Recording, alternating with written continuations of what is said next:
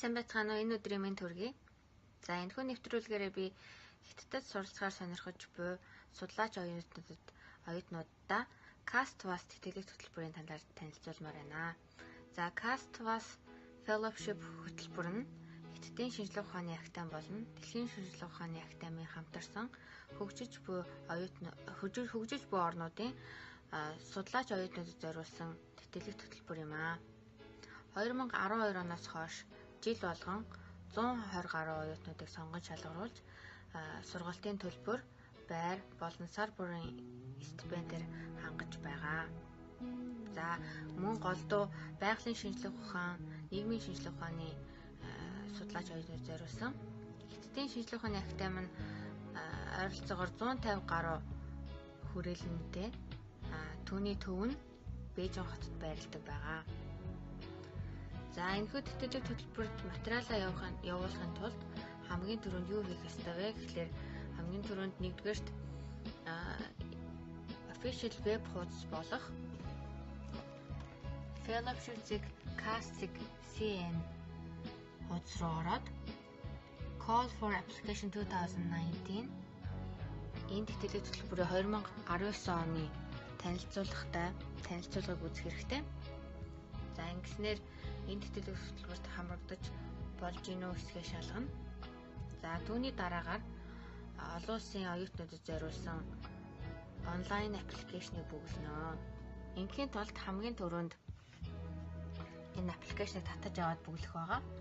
Түүний дараагаар багшийн teacher reference буюу багшийн бүглэх хэсэг байгаа. За энэ нь бас хамгийн чухал. Яг вэ гэхлээр тэр 150 гаруй хүрээлэнгээс өөрийн мэрэгчлэлтэй холбоотой хүрээлэнг сонгоод яг тэр мэрэгжлийн чиглэлээр багш нартайгаа холбогдоод өөрийнхөө сурах сонирхолтойгоо байгааг илэрхийлээд багшаас зөвшөөрөл аваад энэ хуудсыг бүгэлдэг байгаа.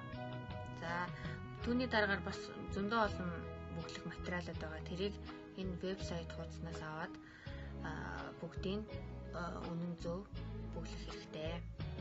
За бүх материалуудаа бүрдүүлээд 2019 оны 3 сарын 31-ээс өмнө онлайн системд байршуулдаг байгаа.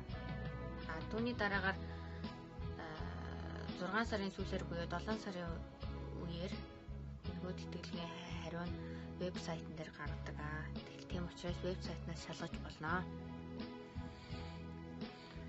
За Хятадын шинжлэх ухааны академи юугаараа онцлог вэ гэхлээр хэрвээ та энэхүү тэтгэлэг хөтөлбөрт тэнцэх юм бол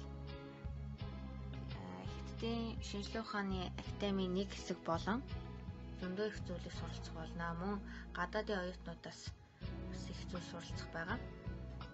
За тийм учраас гадаад хэлний шаардлага бас байгаа. Гадаад англи хэлний шаардлага дундаас дээш төвшнийх байх хэрэгтэй. Энд ирсэн эхний жилийн мэргэжлийн хичээлүүдийг үзнэ. Түүнээс гадна Хятад хэлний анхан шатны хичээлийг үзнэ. Хятад хэлээ цаашаа суралцах нь таны өөрийн сонголт болно. За Хятадын шинжлэх ухааны академи нь нийт судлаачдын хэвлэгдсэн тоогоороо дэлхийд нэгт жагсаж байгаа.